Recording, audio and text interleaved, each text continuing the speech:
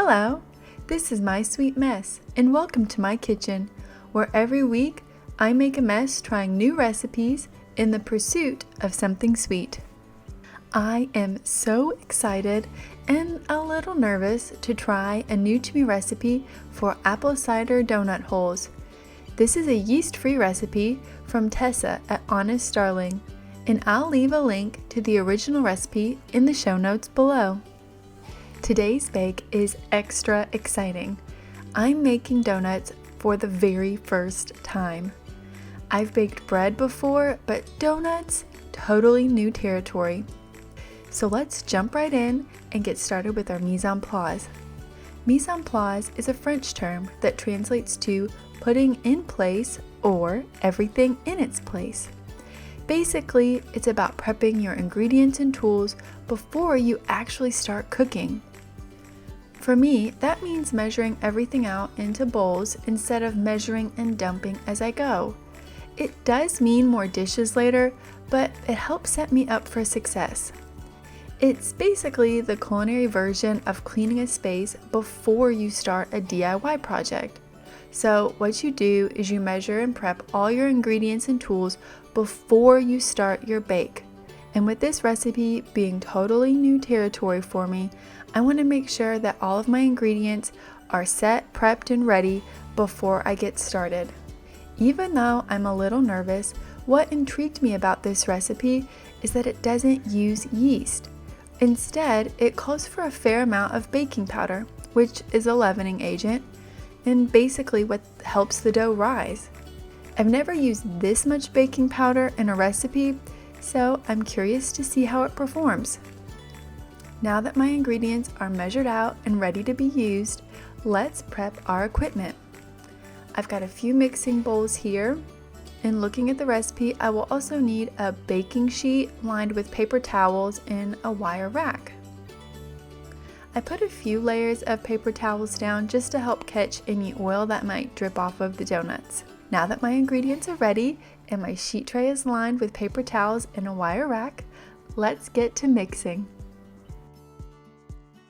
In a large bowl, I'm going to combine the flour, sugar, brown sugar, baking powder, cinnamon, nutmeg, and salt, and give that a mix with the whisk.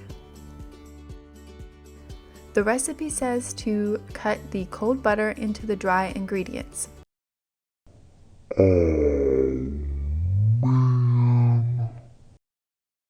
I started with a fork, and nope, I did not love that. If you have a pastry cutter, definitely use it. I don't, so I switched to my impeccably clean hands.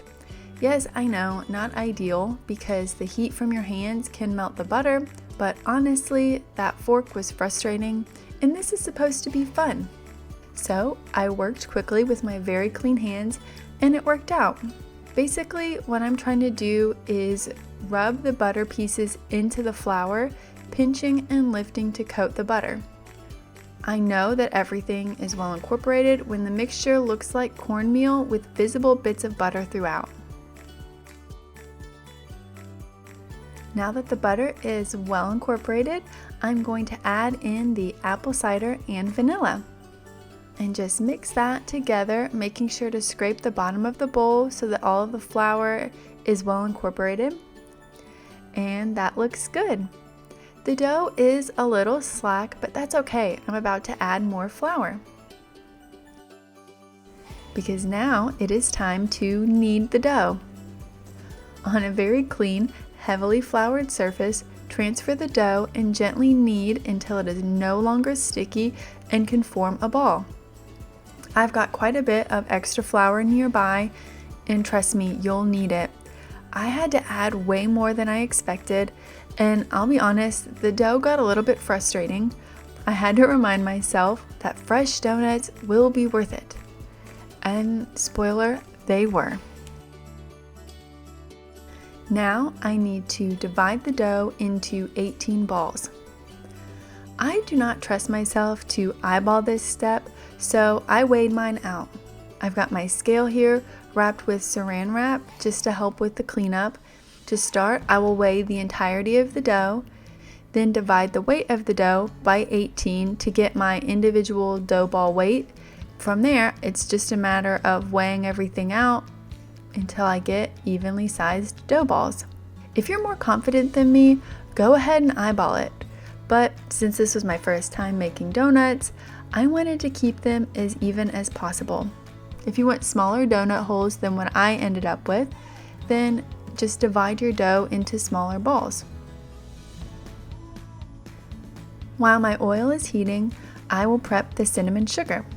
This will be what we roll the donut holes in when they come out of the hot oil. I've got a cup of sugar plus about 2 tablespoons of cinnamon. Now, adjust this to your taste. I ended up adding more sugar and more cinnamon later for a stronger flavor, but this may be just fine for you. So whatever your preference is, these are your donuts after all. I've got my tall stainless steel pot with about 2 inches of oil in it. I've heated it over a medium heat until hopefully around 350 degrees. My thermometer only goes up to 220, so I let it go a little longer past that. Not ideal, I know, but I'll make do. Okay, back to the frying. I'll admit my knees were knocking a little bit. To help myself, I actually took the pot with the hot oil off of the heat, then using a slotted spoon, slowly lowered the donuts into the oil. Once all of the donuts were in, I put it back onto the heat. This is not the safest method because you're moving that pot of oil around quite a bit, but it made me feel better. So please use whatever safe method works for you. I also kept the number of donuts I was frying at once relatively low. So I fried about 4 donuts at a time for 3 minutes, flipping halfway through. Mine ended up pretty dark, almost hush puppy colored, but they were delicious in the end, so I'm happy with my decision to keep them in the oil that long. Once fried, I placed this first batch on the paper towel lined rack to drain. And lesson learned, dust the cinnamon sugar on while the donuts are hot, not later. I made that adjustment to batch 2 and they looked and tasted much better. So learn from my mistake and go straight from the hot oil into the cinnamon sugar and then onto the rack.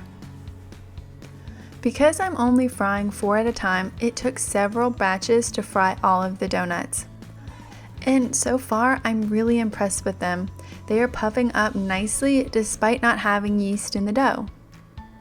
For each batch, I pretty much repeated the same process that I did with the first batch.